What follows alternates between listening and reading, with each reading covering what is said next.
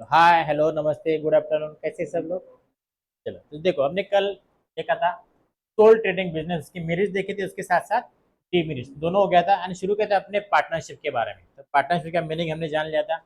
जहाँ दो से ज्यादा लोग एक साथ आके कोई भी बिजनेस करते हैं, उस बिजनेस को हम बोलेंगे पार्टनरशिप बिजनेस। इसमें बेसिक कुछ कंसेप्ट है वो भी हमने देख लिया था, है ना। जैसे पार्टनर कौन होता है, पार्टनर मतलब बिजनेस पार्टनर की बात हो रही है यहाँ पर। तो पार्टनर मतलब जो भी आपके साथ बिजनेस में एक्स्ट्रा आपके साथ काम करने वाला पर्सन है, जो जिसके साथ आपका प्रॉफिट शेयरिंग या कुछ ना कुछ एग्रीमेंट हुआ है, ऐसा जो भी पर्सन है उसे बोलेंगे आप पार्टनर। दूसरा था पार्टनरशिप फर्म, ना कि दो दो से ज्यादा लोग एक साथ आके जो भी बिजनेस कर रहे हैं, उस बिजनेस को हम बोलेंगे पार्टनरशिप फर्म। सेकंड था फर्म नेम, बिजनेस का नाम। एंड लास्ट था पार्टनरशिप डीड और एग्रीमेंट, कि जो भी बिजनेसमैन है, जो भी पर्सन आपके साथ काम करे, इन दोनों के बीच में जो भी रिटर्न में कुछ तो भी एग्रीमेंट आप करते हो, उस एग्रीमेंट को हम बोलेंगे पार्टनरशिप डीड या फिर पार्टनरशिप एग्रीमेंट। क्लियर है, क्या तक हो गया। आज हम देखने वाले इसके फीचर्स, कि पार्टनरशिप बिजनेस के फीचर्स क्या क्या होते हैं। जिस तरह से हमने सोल ट्रेडिंग कंसेप्ट देखे, उसी तरह से सेम फीचर देखना है पार्टनर, दोनों में क्या चेंज है वो भी अभी यहाँ पर समझ आएगा। देखो, पहला फीचर है एग्रीमेंट।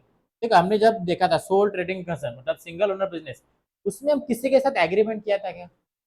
अकेला पर्सन था, एग्रीमेंट किसके साथ करने की जरूरत पड़ी थी क्या हमें? नहीं। लेकिन यहाँ पर जब पार्टनरशिप बिजनेस है, उसमें आपको हमें अपना जो भी पार्टनर होगा, जो भी बिजनेस पार्टनर होगा, उसके साथ एग्रीमेंट करना जरूरत है, उसका एग्रीमेंट करना होता है। तो partnership is an outcome of an agreement between the two and more person. जितने भी पर्सन आपके साथ बिजनेस में होंगे, मिनिमम कितने हो सकते हैं? दो, लेकिन दो से ज्यादा मैक्सिमम नंबर है 50 तक। जितने भी मेंबर होंगे, उन सारे मेंबर्स का साथ आपको एग्रीमेंट करना ही होता है, कंपल्सरी होता है। Who are conducting the partnership business for earning profit, and the agreement between the partners may be oral or written। अभी एग्रीमेंट अगर आप अच्छे दोस्त है, जान पहचान है, तो आप ओरली भी कर सकते हैं, या फिर दूसरा ऑप्शन उसका रिटर्न का। तो दोनों तरीके से आप आपका बिजनेस का एग्रीमेंट कर सकते हो। It is always advisable to have a written agreement. लेकिन बोलने के लिए है ना, कि किसी के भरोसा ना करते हुए आप रिटर्न एग्रीमेंट करते हो, तो एक प्रूफ हो जाता है आपके पास, आपको रखने के लिए। तो ओरल से ज्यादा प्रेफर किसको करना चाहिए हमने? Return agreement. समझ गए एग्रीमेंट क्या होता है? दोनों पर्सन के बीच में की जो जो भी इंफॉर्मेशन है, या फिर जो भी आपका शेयरिंग है बिजनेस का, प्रॉफिट का हो, इन्वेस्टमेंट को किसने कितना टाइम देना चाहिए, ये सारी चीजें उसमें राइट डाउन की जाती है। ऐसा एक लेटर उसे बोलेंगे एग्रीमेंट, जो मेन आपके पार्टनरशिप बिजनेस में जरूरी होता है। समझ लो पहला एग्रीमेंट। दूसरा, जॉइंट ओनरशिप। अब जो सिंगल ओनर बिजनेस था, उस बिजनेस में एक ही पर्सन था, वो पूरे बिजनेस को हैंडल कर रहा था, वही उसका ओनर था, बराबर है। लेकिन अब पार्टनरशिप बिजनेस, अब ओनरशिप या एक पर्सन के हाथ में है क्या? जितने भी आपके मेंबर्स या जितने भी आपके पार्टनर्स है, उन सारे पार्टनर्स का, तो सारे पार्टनर्स भी आपके बिजनेस के ओनर होते हैं। ठीक है, the partnership firm is jointly own by the partner. सारे के सारे उस बिल्डिंग या बिजनेस के मालिक होते हैं। एक होता है कि पर्सन कोई नहीं, जितने भी पार्टनर्स होंगे सारे के सारे उस बिजनेस से ओनर होते हैं। And the partners have to use partnership property only for the business purpose and not for the personal. मान लो कि आपके कॉलेज का पीसी और उसका प्रिंटर है, तो उसका यूज आपके बिजनेस के यूज के लिए होना चाहिए, किसी तरह के पर्सनल जरूरत डालने के लिए, नोट्स निकालने के लिए नहीं होना चाहिए, बराबर। क्योंकि बिजनेस एक किसी एक पर्सन की होती तो ठीक है, तो अपना पर्सन का यूज कर सकता है ना। क्योंकि single business, single owner business था, खुद का ही सामान है, खुद का ही बिजनेस है, कुछ भी करो, कोई पूछने वाला होता है क्या? नहीं है। लेकिन जब पार्टनरशिप बिजनेस होता है, तो इस बिजनेस में आपके साथ बहुत सारे पार्टनर होते हैं, तो उनका भी शेयर उस इन्वेस्टमेंट में होता है। इसकी वजह से जो भी बिजनेस में जो भी चीजें आप यूज कर रहे हो, वो बस बिजनेस के लिए आपको यूज करना होता है, ना कि पर्सनल यूज। समझ लो, पहला एग्रीमेंट, दूसरा था जॉइंट ओनरशिप, तीसरा है जॉइंट मैनेजमेंट, है ना, कि जितने भी लोग या जितने भी पार्टनर्स आपके होंगे, सारे मिलकर आप बिजनेस को चलाने वाले हो, बराबर है। सो जिससे बोलते हैं joint management. Every partner has right to take active participation in the management of the business. हर किसी का होता है ना, कि बिजनेस को किस तरह से आगे बढ़ाना है, क्या करना है, क्या नहीं करना है, ये सब डिसीजन में वो भी शामिल होगा, बराबर। किसी तरह से बिजनेस को मैनेज करना है, क्या नए चेंजेस लाना है, नहीं, ये सारे डिसीजन लेते टाइम बिजनेस को चेंजेस भी करना है, तो हर टाइम आपका पार्टनर भी उसमें एक्टिवली पार्टिसिपेट हो सकता है। किसी को मना कर सकते तू नहीं आएगा करके, जितने आप पार्टनर हो उसी तरह से सेम पार्टनर उसका भी शेयर उसमें, तो वो भी आपके साथ ही डायरेक्टली एक्टिवली आपके बिजनेस के मैनेजमेंट में पार्टिसिपेट करें, बराबर। सो हाउएवर वन और more parties may agree to manage business to behalf of the other partners in the firm. होता है कभी कि ज्यादा पार्टनर्स है ना, दो से ज्यादा लोग है, 10-12 लोग है, हर किसी की जरूरत नहीं कि वो मैनेजमेंट करे। तो कुछ लोग, चलो भाई हमने ये 5 लोग को चुन के दिया, ये 5 ही लोग अपने बिजनेस को मैनेज करें, बाकी बस तो सपोर्ट करेंगे। ऐसा भी बहुत बार होता है। जैसे डायरेक्टर होते हैं, मैनेजमेंट डायरेक्टर्स वगैरह, तो बिजनेस को चलाते हैं, बाकी के बस बाहर के सपोर्ट करते हैं, समझ गए। तो जॉइंट मैनेजमेंट आप इस पार्टनरशिप में होता है। देन ए लॉफुल बिजनेस,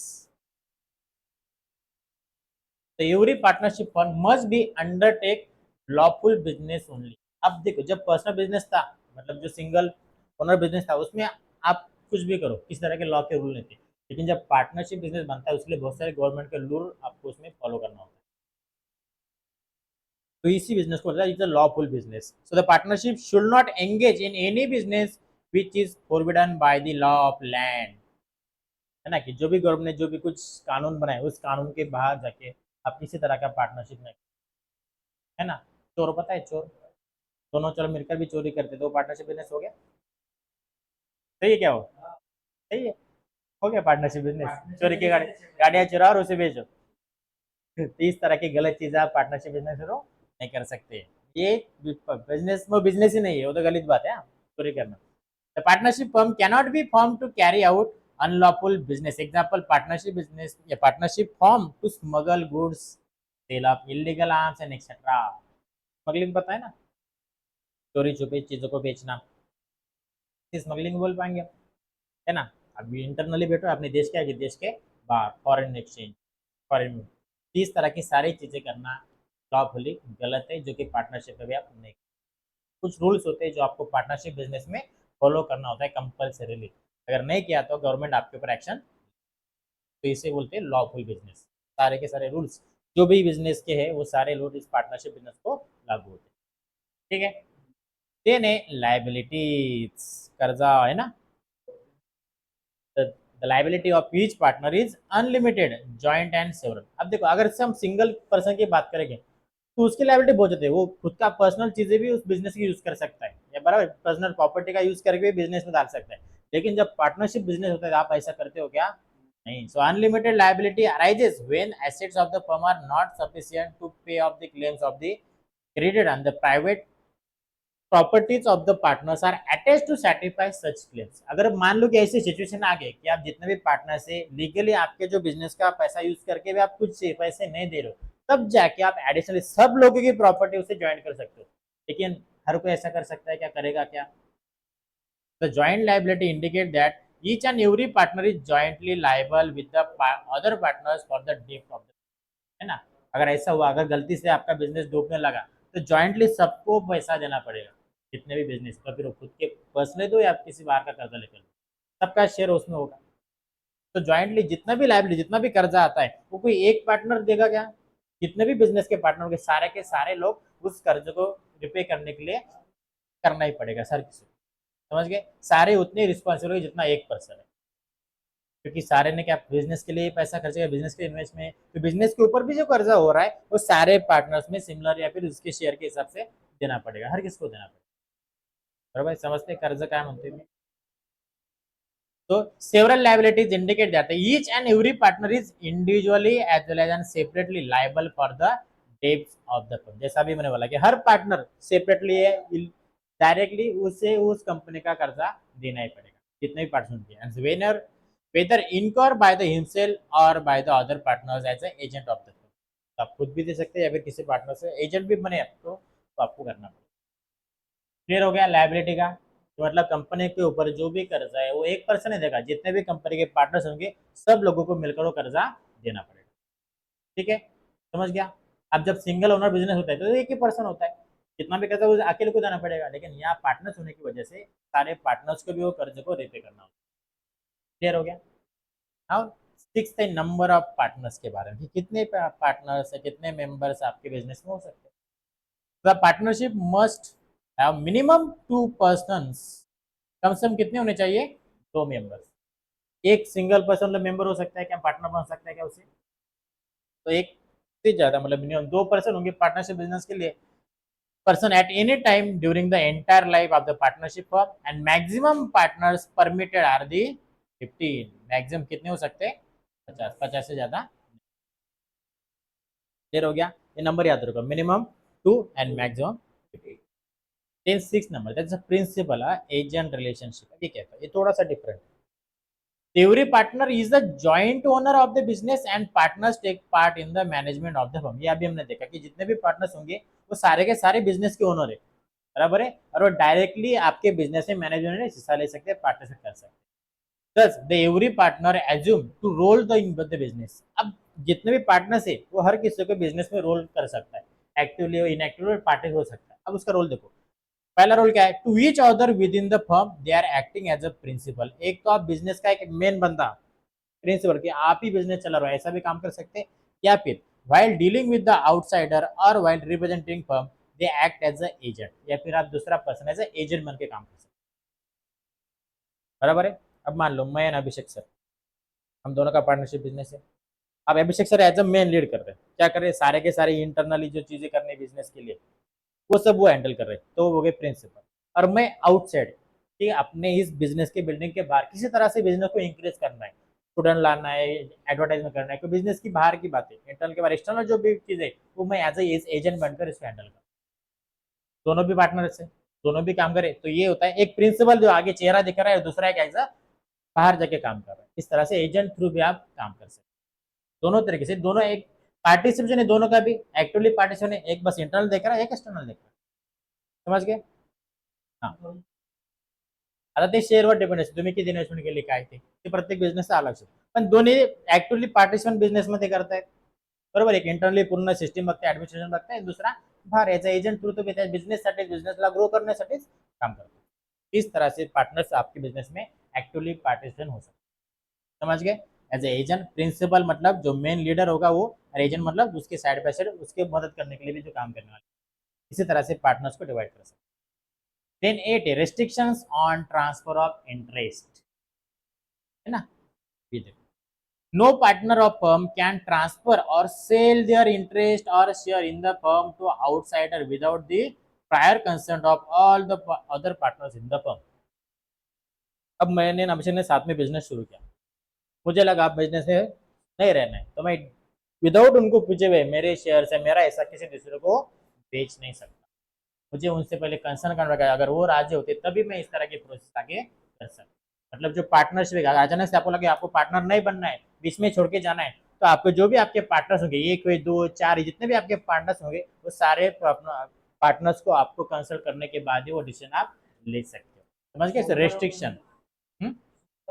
यस, सोडताना पण, कारण तू जेव्हा जॉईन झाला ते सगळं बघून त्याने जॉईन करून घेतलं ना, की तू मग कधी सोडून जाणार नाही म्हणून, हे सगळ्या कंडिशन असतात, तू अचानक जर सोडून जाणार तर तुझा सगळं बिझनेसचा जो बाहेर तुझ्याकडे दिलेलं काम सगळं कोणतरी केलं पाहिजे ना, तर ते सगळं जोपर्यंत सगळे लोक त्याच्यावर ऍग्री होत नाही तोपर्यंत सोडून जाऊ शकत नाही। आता मग ते ऍग्रीमेंट तसं असतं पाहिजे ना, आहे का नाही, त्या ऍग्रीमेंट मध्ये त्या सगळ्या इन्स्ट्रक्शन आहे, सगळे रूल्स रेग्युलेशन असतात, त्यानुसार मग ते करायचं असतं, पण जोपर्यंत सगळे लोक ऍग्री होत नाही तोपर्यंत बिझनेस सोडून जाऊ शकत नहीं। क्लियर और यहाँ पर इसे बोलते हैं restriction to the transfer of interest, ये तेरा जो हिस्सा था वो डायरेक्टली विदाउट बाकी लोगों को कंसल्ट करने के वजह उनकी विदाउट उनसे कंसल्ट से आप किसी को ट्रांसफर नहीं कर सकते।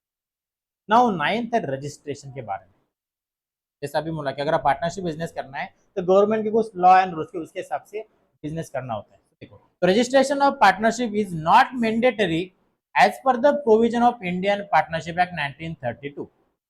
कंपलसरी है क्या कि आप गवर्नमेंट को रजिस्ट्रेशन करके पार्टनरशिप बिजनेस करें, नहीं, कोई कंपल्शन नहीं है, not mandatory. However in the Maharashtra from April 1985 and in some other state registration of partnership is a compulsory, लेकिन महाराष्ट्र और कुछ अलग स्टेट है इसमें 1985 से, कब से, 1985 से इस तरह का कंपल्शन कर दिया गया है। जब लॉ बना था 1932 में, तब से 1985 तक किस तरह कंपल्शन है, लेकिन 1985 के बाद क्या किया उन्होंने, कंपल्सरीली आप जब आपका पार्टनरशिप बिजनेस करो गवर्नमेंट के थ्रू आपको रजिस्ट्रेशन करना ही पड़ेगा। तो if the partners, if partners so desire they can register their firm with the registrar or the firms and of their respective state, and the firm as well as the partners enjoy several benefits after the registration of. अभी देखो जब भी आप किसी business का registration करते हो तो गवर्नमेंट के रूल तब लागू होते हैं, लेकिन उसके बाद जो लोन होता है लोन के लिए आप इजीली अप्लाई कर सकते हो कि आपके पास लीगल डॉक्यूमेंट कि आपका बिजनेस, इसलिए रजिस्ट्रेशन करना अच्छी बात। जब भी आप लाइफ में आगे फ्यूचर में कि किसी तरह का पार्टनरशिप बिजनेस करेंगे तो उसका रजिस्ट्रेशन आपने करना ही चाहिए, ठीक है। 1985 ये कंपलसरी हो चुका है, उसके पहले इस तरह का कंपल्शन, समझ गए, रजिस्ट्रेशन। नेक्स्ट है sharing of profit and losses, कि जो भी प्रॉफिट हो रहा है उसका sharing as well as losses का sharing. The partners agree to share profit and losses among the themselves in certain proportions. होता है ना, जब भी आप बिजनेस स्टार्ट उसी टाइम में सारा आप डिसीजन कर लोगे कि किसको कितना प्रॉफिट शेयर करना है, कितना लॉसेस शेयर करना है। तो सारी बातें जब आप बिजनेस में स्टार्ट करते हो उसी टाइम में सब तय किया जाता है। Such profit and loss sharing depends upon the amount of capital introduce, वो किसके ऊपर डिपेंड है, कितना पैसा आप बिजनेस में इन्वेस्ट कर रहे हो, है ना। कि जो मान लो 10 लाख का आपका पूरा टोटल बिजनेस का अमाउंट है, मैंने किया 2 लाख का, दूसरे पर्सन ने किया 8 लाख, प्रॉफिट शेयर दोनों में इक्वली शेयर होगा क्या, तो परसेंटेज है, मेरा 20% है तो 20% शेयर होगा, दूसरा 80% है तो उसे 80% प्रॉफिट शेयर किया जाएगा। तो हर किसी के आपने जो भी इन्वेस्टमेंट है बिजनेस उसके हिसाब से पार्टनर में प्रॉफिट भी शेयर होगा, उसके साथ साथ लॉसेस भी सेम होंगे, बराबर है। So services offer as well as goodwill of the partners and the other terms of agreement, सब चीजों के ऊपर डिपेंडेंट होता है कि किस तरह से आप एग्रीमेंट, सब किस पर अदर जो टर्म्स आप एग्रीमेंट रखते हो उस टर्म के हिसाब से आपको प्रॉफिट एंड लॉसेस भी झेलना पड़ता है। And if the agreement is silent on the profit and loss sharing then all partners assume are the equal. लेकिन अगर मान लो कि आपके एग्रीमेंट किसी तरह की बात की नहीं है, कितना लॉसेस किसको शेयरना है, कितना प्रॉफिट किसको शेयरना है, तो मान लो कि आप इक्वल पार्टनर्स है, प्रॉफिट हो रहा है सब में इक्वल बटेगा, लॉसेस हो रहा है सबको इक्वल देना पड़ेगा, समझ गए। अगर बात होती है तो अच्छा होता है, नहीं होती तो मतलब वो 50-50%। क्लियर हो गया एग्रीमेंट के बारे में या फिर प्रॉफिट एंड लॉसेस के बारे में। Now next,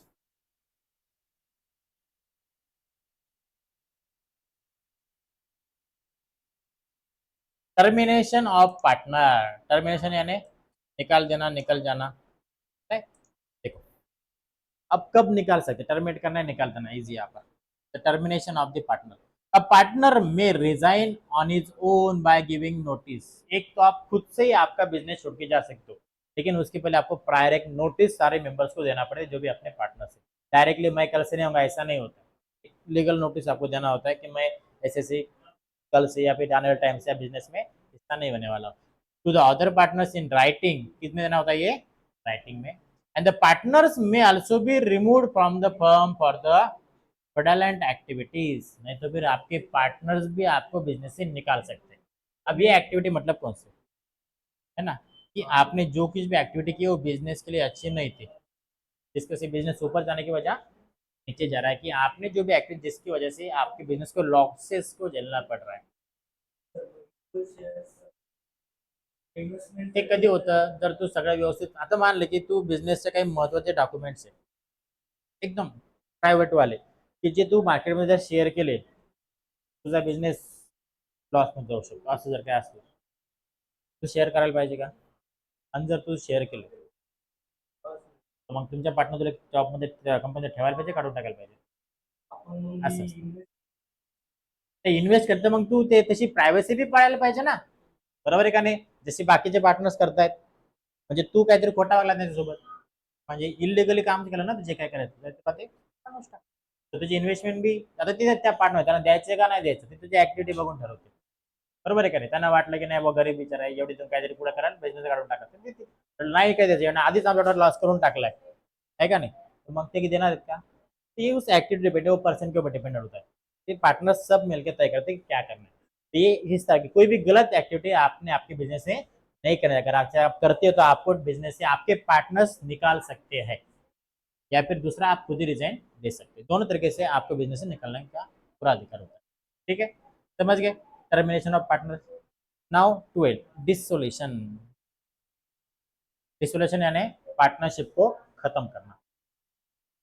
the firm can be dissolve eight any time. कभी भी आपको लगा कि हम देखो स्टार्टिंग में हमें दोनों साथ में मिलकर जॉब तो किया, मतलब बिजनेस शुरू किया, लेकिन अब हमें दोनों को लगता है हमें साथ में आगे काम करना चाहिए। जैसे हीरो होंडा सुना है तुमने, हीरो एंड होंडा दोनों अलग अलग कंपनी से, लेकिन स्टार्टिंग में दोनों ने साथ में मिलकर अपनी बाइक बनाई थी। जैसे पहले बाइक का नाम हीरो होंडा स्प्लेंडर बनाया था, लेकिन बाद में उनको लगा हमने सेपरेट सेपरेट दोनों अपने कंपनी अलग करने चाहिए, बाद में हीरो अलग हो गया और होंडा अलग हो गया। तो इस तरह का पार्टनरशिप का डिसोल्यूशन भी आप कर सकते हैं।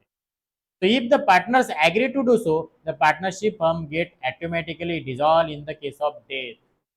एक तो आप एग्री दोनों मिलके आपस में बातचीत करके पार्टनरशिप को कैंसिल कर सकते हैं, या फिर मान लो कि दोनों लोगों ने पार्टनरशिप शुरू की लेकिन किसी एक पर्सन की अचानक से हो गई डेथ, पार्टनर ना तो अकेले का पर्सन हो गया, फर्स्ट टाइम भी पार्टनरशिप ऑटोमेटिकली कैंसिल हो जाती है। Then as well as insolvency or insanity of any one of the partners unless provided in the partnership agreement about the continue existence of the firm in such situation, कि मान लो कि आपका person starting में आपका partner आपके साथ है, लेकिन उसके बाद किसी तरह का एक्टिव पार्टिसिपेशन हो गया, बिजनेस किसी भी मैनेजमेंट किसी तरह का उसका हिस्सा नहीं है, अचानक से गायब हो गया, जब बिजनेस में पार्टिसिपेट नहीं कर रहा है, तो उस टाइम भी आपकी पार्टनरशिप आप कैंसिल करो, क्योंकि उसे लेन देन नहीं रहा ना बिजनेस का, तुम बिजनेस प्रॉफिट में जा रहा है, लॉस में जा रहा है, ऐसा तो आता पूछने के लिए, उन्होंने नहीं आ रहा है, तो फिर डायरेक्टली आपके बिजनेस की पार्टनरशिप यहाँ पर आप कैंसिल हो, समझ गए? हो, हिरो वेगळे होंडा वेगळे.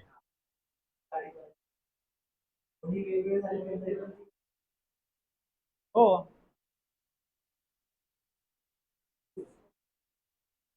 मग त्या अग्रीमेंटवर डिपेंड आहे, ते अग्रीमेंट कसं करतात त्यांच्यावर डिपेंड आहे, की त्यांना वाटलं की बघा आता स्प्लेंडर प्लसची गाडी आहे, हिरो होंडाची खूप फेमस झालेली गाडी, त्यांना वाटलं की आम्ही फक्त स्प्लेंडर प्लसचं प्रोडक्शन कंबाईन मध्ये पार्टनरशिप मध्ये करू, पण बाकीच्या सगळ्या आपल्या ज्या बी मोटर बाईक असेल त्या सेपरेट सेपरेट करू, त्यांच्यावर डिपेंड आहे, तसंही करू शकतो आहे का नाही. मग जे स्प्लेंडर प्लसचा शेअर आहे ते दोघं शेअर घेतील, बाकीचं तर सेपरेट सेपरेट आहे, असंही करू शकतो. तुम्ही वोडाफोन आयडिया कंपनी माहिती आहे, वोडाफोन आयडिया दोन वेगळ्या कंपन्या होत्या, नंतर त्यांना मर्जिंग दोघांनी पार्टनरशिप करून आणि वी बनवून टाकली, हे असतं म्हणजे काही सोबत भी हो सकतात, काही भी दोनों तरीके से आप अपना पार्टनरशिप बिजनेस कर सकते, ये सारे हुए इसके फीचर, समझ गए? एक 12 के 12 फीचर्स क्या है, तो क्लियर हो गया यहाँ तक पार्टनरशिप बिजनेस के फीचर क्या है, दोनों में डिफरेंस समझ आया, सिंगल ओनर बिजनेस या फिर single sole trading concern and partnership, दोनों में बेसिकली डिफरेंस क्या है, एक ये सिंगल बिजनेस एक पर्सन होता है या फिर जैसे दो से ज्यादा पर्सन होता है, क्लियर हो गया? अब इसके बाद से इसके मेरिट्स एंड डीमेरिट्स, ये फिर हम कल देखते हैं, दोनों साथ में देख लेंगे, ठीक है? अभी आप इकोनॉमिक्स से तो कंटिन्यू समझ गया आज का, कुछ भी किसी तरह का डाउट है कुछ इसमें, नहीं ना? तो फिर रुकते फिर अभी आज के लिए।